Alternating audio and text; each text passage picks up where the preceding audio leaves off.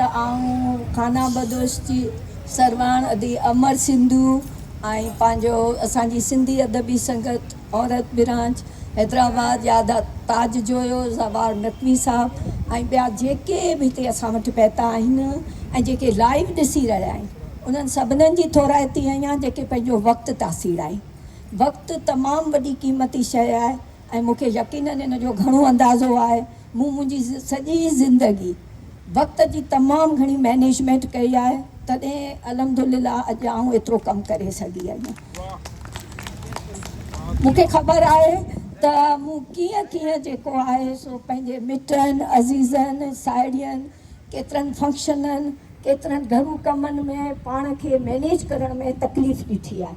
रातियूं जागी आहियां, कॾहिं कॾहिं मूंखे लॻंदो आहे त मलका नूरजान जो हिकिड़ो गीत आहे, कितनी रातें जाग गुज़ारी कितनी खुशियाँ इन पे वारी, गीतों में जब ये बोल डले। सो मूं इलाही पंहिंजी पाण खे मैनेज करण में केतिरियूं केतिरियूं ज़रूरी कमनि खे बि लवायो आहे, केतिरनि फंक्शननि खां कमु कटायो आहे। ऐं अॼु बि हिकिड़ी तकरीब आहे, मूंखे हुते वञिणो आहे ऐं हुते मीलाद पियो थिए। घणे क़दुरु चयो बिल्कुलु मुंहिंजे भित में माना भित बराबरि आहिनि ऐं तमामु सुठा चयो इशाराऊं पइजी वेंदी टाइम ते। सो इहो सभु कुझु जेको आहे न हाणे हिन में मूं अक्सर सोचियो त आख़िर जेको आहे मुंहिंजे कम मां समाज खे कहिड़ो फ़ाइदो आहे। ऐं त चवां मूं 40 लिखिया 50 किताब लिखिया 30 लिखिया, छा उहे केरु पढ़े थो? असुल ॻाल्हि ई आहे। ऐं मूं जेका हेॾी महिनत कई आहे, एॾो नूर निचोयो आहे, उन मां कंहिंखे को बेनिफिट मिले पियो त इन में मूं जॾहिं कथ कई पंहिंजे कम जी, पंहिंजो पाण जी मुनसिफ़ थी, त मूंखे अंदाज़ो थियो त मुंहिंजे कम में सभ खां वधीक प्रियोरिटी जेका आहे नौजवान नसल लाइ ऐं ॿारनि जे लाइ जेके असांजो मुस्तक़बिल आहिनि। ऐं उहे ई मुंहिंजा 6-7 किताब जेके हायर एजुकेशन जे तरफ़ां के मंज़ूरु थिया, के जेके लाहौर ऐं इस्लामाबाद मां मुंहिंजा 5 किताब पाकिस्तान लेवल ते छपिया आहिनि। त उहे किताब जेके आहिनि उन्हनि जा 3-3, 4-4 हज़ार कापियूं जॾहिं खपियूं आहिनि, माना उहे केसि ताईं विया। ऐं इस्लामाबाद मां ॿार मूंखां फ़ोनियूं करे पुछंदा आहिनि त मैडम हिन क्वेश्चन जो जवाबु छा थींदो, सवाल छा सम्झाईंदा आहिनि।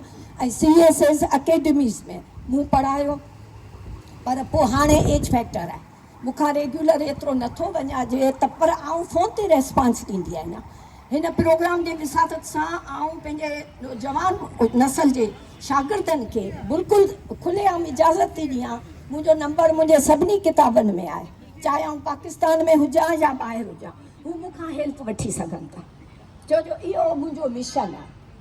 ऐं तंहिंखां पोइ नंढनि ॿारनि जे लाइ लिखण लाइ ऐं ईअं चवंदी हुअसि त मुंहिंजो हिकिड़ो मज़मूननि जो किताबु 3 दफ़ा छपियो, तॾहिं मूंखे अहसासु थियो त हीअ किताबु नेशनल बुक फाउंडेशन वारनि उनखे मेरिट सर्टिफिकेट बि ॾिनो।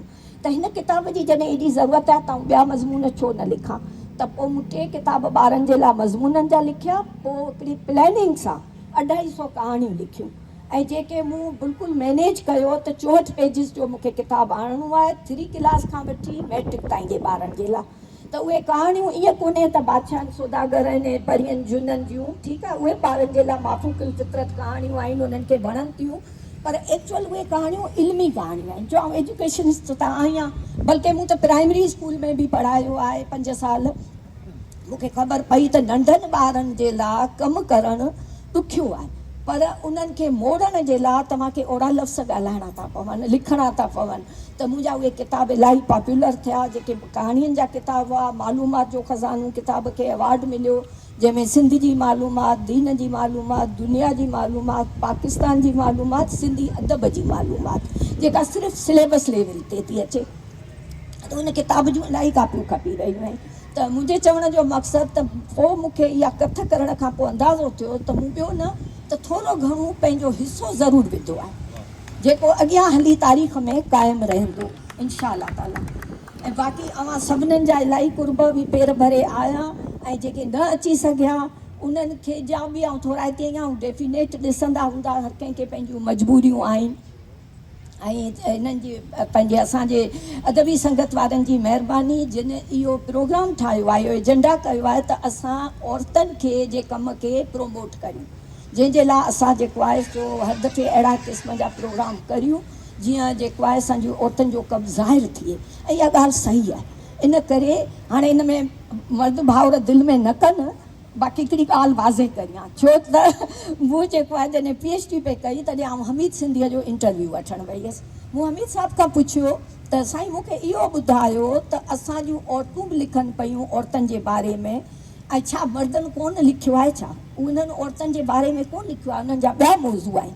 चई न बाबा, मौज़ू इहे ई आहिनि, सभु जेके समाज में मौज़ू हलंदड़ आहिनि, पर आउं सम्झां थो त औरतुनि जीअं औरतुनि जे लाइ लिखियो आहे न, मर्द ओड़े दर्द सां, ओड़े दिलि सां, ओड़े सोच सां लिखी कोन सघियो आहे।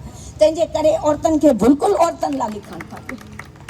पोइ हिकिड़ो मूंखे वाक़ियो ॿुधायो त हिकिड़ी छोकिरी जेका हूंदी आहे हुनखे कारी करे मारियो थो वञे, ऐं उहो कारीअ जो इल्ज़ाम माउ थी खणे।